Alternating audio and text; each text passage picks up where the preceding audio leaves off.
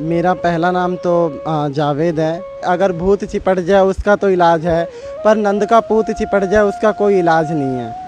अगर शाम आते ना तुम जिंदगी में, तो कुछ ना रखा था मेरी जिंदगी में। राधे राधे। मैं हूँ सौरभ।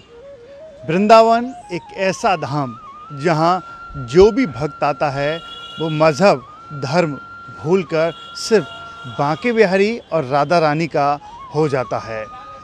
ऐसे ही मेरे साथ एक भक्त हैं, इनसे बात करते हैं। राधे राधे।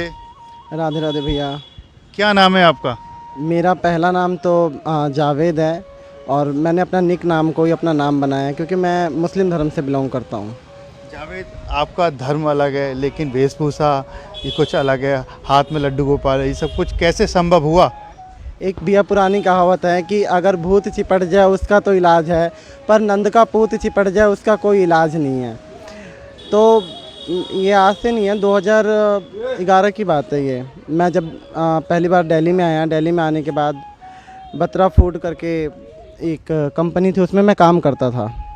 उसमें काम करते करते जैसे सबकी जीवन होती है वैसे भी मेरी थी कि जैसे चल रहा है सबका। पर वहाँ पे मैंने ये चीज़ देखा कि वहाँ पे कृष्णा पन्नी के नाम से पन्नी आया करती थी, और उस पन्नी में कृष्ण जी की छोटी सी छवि बनी हुई थी। तो मुझे क्या लगता था कि वो है ना मुझसे मुझे बोल रहा है, मुझसे कुछ कह रहा है, जैसे सर यूँ यूँ हिला रहा है। मैंने जहाँ काम करता था आंटी को बताया, आंटी देखो ना ये पता नहीं क्या है, ये जो चित्र बनी हुई है, मुझे कभी ऐसे देखता है, कभी कुछ कहता है, कभी कुछ कहना चाहता है और कभी सर हिलाता है। तो आंटी कह रही है तो पागल हो गया है, ऐसा तो कुछ भी नहीं होता। मैंने कहा नहीं आंटी मेरे साथ ऐसा होता है। तो उन्होंने कहा कि नहीं ऐसा तो नहीं होता, हमारे साथ तो देख ऐसे कि वैसे। मैंने कहा नहीं आंटी आप चले जाओगे ना तो फिर ये सर हिलाएगा, फिर ऐसे करेगा। तो वो धीरे धीरे इतना बढ़ता लगा, मुझे नहीं पता कृष्ण क्या है, और मुझे बिल्कुल भी इस चीज़ के बारे में अंदाज़ा भी नहीं था कि क्या बोलते हैं या भगवान है, मुझे पता ही नहीं था क्योंकि मैं इस धर्म से हूँ ही नहीं बिल्कुल भी। तो मुझे उस टाइम पर बिल्कुल कुछ भी नहीं पता था। तो मैंने धीरे धीरे ऐसा हुआ कि जब मैं काम पे आया करता था तो मुझे ऐसा लगता कि दोपहर की रोटी अगर मैं खा रहा हूँ तो मुझसे मांग रहे हैं। तो मुझे ऐसा लगता था मैं उसमें से निकाल के दे देता था, पर मुझे ये नहीं पता कि वो चूहा खा जाता था या स्वयं ठाकुर जी खाते थे। मुझे ये चीज़ आज भी नहीं पता और कल भी नहीं पता, क्योंकि अगर चूहा भी खाता तो थोड़ा बहुत दिखता कि भाई कहीं गिरा हुआ है या कहीं ले जाता, और डेली ऐसा चलता रहता। धीरे धीरे बढ़ता गया। फिर मैं जो वो चिट थी ना पन्नी के ऊपर चिपकी हुई थी, उस चिट को मैं लेकर आया घर। तो यही चलने लग गया, मैं घर लेकर आता लेकर जाता, और धीरे धीरे एक लगाव सा बढ़ने लग गया। और मैंने फिर उसके बाद से मुझे एक अलग सी मतलब मस्ती सी चढ़ गई थी, जैसे नाचना, भजन मुझे उस टाइम पे समझ भी नहीं आते थे। दिव्य चैनल पे मेरे ख्याल उस टाइम पे 2014-13 में विनोद अग्रवाल जी के भजन चला करते थे, रात को पूरी रात चला करती थी। रात को 2 बजे उठ के नाचना गाना, कृष्ण की बातें सुनना। लोग कहते थे ये वृंदावन में है, ऐसा दिखता है वैसा दिखना। मतलब मैं अंदर से इतना रोमांचित हो जाता था उसको देखने के लिए कि एक अलग सी ऊर्जा, उसमें एक अलग सी मस्ती। कोई कहता था कि ये पागल हो गया है। और मेरी तो इलाज भी करवाई गई थी। दिल्ली में सरोज अस्पताल है, वहाँ पे मेरी उससे जो दिमाग के डॉक्टर होता है ना, उससे मेरी इलाज भी करवाई गई थी कि ये पागल हो गया है। किसने कहा पागल हो गया है? किसने आपका इलाज कराया? सारे लोग बोलने लग गए कि ये पागल हो गया। घर वाले भी? घर वाले भी, अगर कोई भी बच्चे को देखेंगे कि ऐसा था नहीं, ऐसा कैसे हो गया है, तो उन्होंने मुझे किसी ने कहा कि इसको साइकोलॉजिस्ट के पास दिखाओ। तो मुझे ले जाके वहाँ पे सरोज अस्पताल में दिखाया गया। तो और पहली बात तो ये, वो डॉक्टर भी मुझे दवाइयाँ देने लग रहा है। तो मैं सबको समझाऊँ कि मुझे कोई प्रॉब्लम नहीं है, मुझे कोई भी दिक्कत नहीं है। और कई बार लोग मुझे झाड़ा फूँक के लिए ले गए कि इसके ऊपर कुछ है। अब उनको कौन समझाए। फिर धीरे धीरे सबको पता लग गया कि भाई कुछ अलग ही है, कि नंद का लाल चिपक गया है। ये बिल्कुल यही बात है कि नंद का लाल चिपक गया। और वो कभी भी मुझे लगता है कि ठाकुर जी मुझसे बहुत प्यार करते हैं, क्योंकि इसलिए कि मेरा कभी जुड़ाव नहीं, कोई कुछ नहीं, पर एक अलग सी मस्ती है। उस मस्ती में जो रहते हैं वो जानते हैं। क्योंकि उस टाइम पे फिर मैं घर से अलग हो गया। उसके बाद मेरे 3,500 करके समथिंग सैलरी थी उस टाइम पे, और मेरी एज मेरे ख्याल 13 साल या 12 साल की होगी। तो उसमें 2,500 तो रेंट रहता था, वो हम 2,500 रेंट दे दिया करता था। पर उसमें से जो पैसे बचते थे ना, तो मुझे ये लगता था ठाकुर जी के लिए मुझे ये लेकर आना है, मुझे ठाकुर जी के लिए वो लेकर आना है। और मेन बात कई बार तो ऐसा होता था कि मतलब खाने के भी मेरे पास बिल्कुल भी पैसे बचा ही नहीं करते थे। आपका मज़हब अलग है, लेकिन आपके जो मज़हब के लोग हैं उन्होंने नहीं कहा कि ये भगवान कृष्ण को क्यों पूज रहे हैं आप, ये कैसे हिंदू बन गए, सब कैसे अपना लिया? नहीं, उन्होंने कभी आज तक कभी किसी ने कुछ कहा नहीं।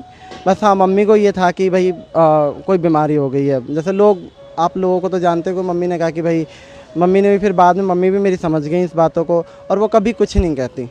वृंदावन आप पहली बार कब आए और कौन से मंदिर गए, किस किस मंदिर में आपने घूमे? मैं पहली बार वृंदावन में आया था, किसी ने एकादशी का उद्यापन कराया था, कार्तिक का महीना था। मैंने पूरा कार्तिक भी नहाया है और तारा भोजन भी कर रखा है। जो कार्तिक नहाते हैं उन्हें पता है, क्योंकि अलग सी मस्ती थी एकादशी से लेके, और सारी चीज़ें जो जो इनको पाने का होना, वो सारी चीज़ें मैंने करा, और मैं आगे भी करता रहता हूँ कि भाई ठाकुर कब मिलेगा।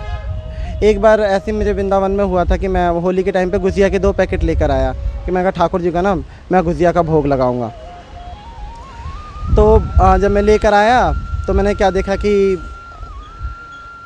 मैंने जो माला चढ़ाया, वो मुझे माला दिया, किसी के हाथ से वो माला टूट गया। मेरा मन बड़ा दुखी हुआ कि जो मैं माला चढ़ाया करता था ना, तो मैं वो पहन कर आया करता था कि मैं ये माला मैं पहन कर आऊँगा। मैं बहुत खुश हुआ करता था कि ठाकुर जी की माला मेरे गले में आया।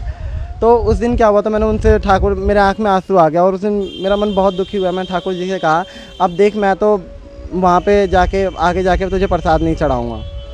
तो मन में रही कि फिर अगली बार आया मैं। अगली बार आने के बाद मैंने उनको क्या करा कि मुझे ठाकुर जी के, आपने मंदिर में देखा होगा, गाय की वो बनी हुई है, नीचे ठाकुर जी के चरण छाप लगे, तो वहाँ मैंने क्या करा कि प्रसाद चढ़ा दिया और माला यूँ करके मैंने गले में डाल लिया। तो मन में एक सवाल कि पता नहीं भोग लगा कि नहीं लगा, और उन्होंने मुझे, पता नहीं, मन में एक उलझन सी लगी रही। मैं निकलने के बाद सामने जो पेड़े वाला है ना, तो मैंने जूते रख रखे थे, मैं जूता पहनने लग गया। तो वहाँ से एक छोटा सा बच्चा आया, मेरे को बोला, भैया राधे राधे लगा दो। मैंने कहा, देख भाई, मेरे पास है ना खुले पैसे नहीं है, तू मेरे पीछे पड़ जाएगा, तू रहने दे, तू मत लगा। वह कह रहा, नहीं मैं लगा दूंगा आपको। मैंने कहा, देख भाई, पैसे नहीं है, मैं नहीं दूंगा। कह रहा, नहीं भैया, मैं नहीं लूँगा, आप लगवा लो। मैंने उससे टीका लगवाया। तो सामने जो मेरे साथ एक आदमी आया था, वो भी टीका लगवा रहे थे। तो वो कह रहा, भैया थैले में क्या है? मैंने कहा, ये तो प्रसाद है ठाकुर जी का, ये तो प्रसाद है ठाकुर जी का।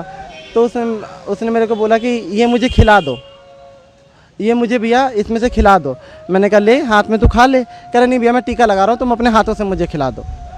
तो जो मैंने उसको खिलाया है ना, और एक अलग सी बॉडी में करंट सी, ऊर्जा सी आती है। ये जिसके साथ बीती है ना, वही समझ सकता है कि ऐसी चीज़ें मेरे साथ हुई। मैं आज के उस टाइम से, मेरे ख्याल 3-4 साल से ऊपर हो गया, कभी भी मैं भोग ऊपर नहीं लगाता, मैं वहीं लगाता हूँ। ये बताइए, आप नॉनवेज खाते थे या खाते हैं अभी भी? देखो भैया, मैं झूठ तो नहीं बोलूँगा कि मैं खाता था, मैं अंडे वगैरह सब कुछ खा रखे हैं। बट अब ऐसा, जब कहते हैं ना कि आदमी उस भक्ति के मार्ग पे आता है, तो धीरे धीरे वो चीज़ें अपने आप छूटने लग जाती हैं। मुझे अब आमलेट आसपास भी बनता है ना, तो ऐसा लगता है जैसे उल्टी हो जाएगी। सब छोड़ दिया आपने? हाँ, मेरा सब छूट गया, क्योंकि सिर्फ मुझे इसको पाना है। और मैं चाहता हूँ कि ये जो मस्ती है ना, ये मस्ती मुझे नहीं लगता कि कहीं और मिलेगी। आनंद, ऐसा आनंद, मस्ती। ये बताइए, ये आपने मस्तक पर क्या लगा रखा है और गले में क्या पहन रखा है? मैंने गले में तुलसी माला पहन रखा है और मस्तक पे तिलक लगा रखा है।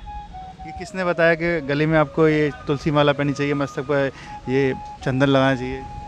मैं, किसी ने बताया तो नहीं मुझे, बट मुझे अच्छा लगता है ये सारी चीज़ें। मुझे ऐसा लगता है कि इस श्रृंगार में, और मुझे ठाकुर जी पसंद करते हैं।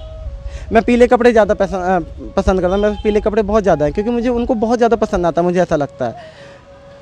और आप वृंदावन महीने में कितनी बार आते हैं, कहाँ कहाँ घूम जाते हैं दर्शन करने के लिए?